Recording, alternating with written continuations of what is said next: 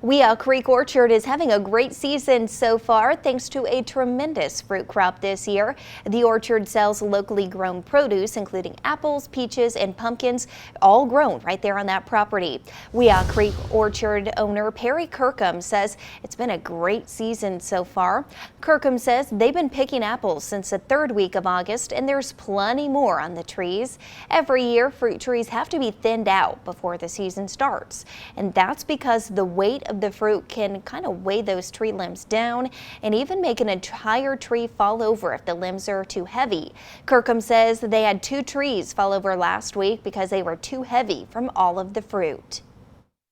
So we thinned, but apparently we didn't thin well enough. We should have thinned more. I've heard friends say that they thinned 3 or 4 times and are still having too much fruit.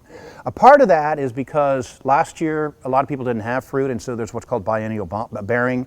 So the trees are kind of making up for it this year. A part of it, I think, is because of the drought. They kind of kept the size of the apples and peaches fairly small. Now the peaches were a little bit smaller this year, as he said, but they were still in great shape. Kirkham says they finished selling peaches last weekend for the season, but they have plenty of apples and pumpkins left. Not only do they have plenty of apples, Kirkham says the flavor of those apples this year is better than before. He says he's extremely pleased with this fruit crop this year.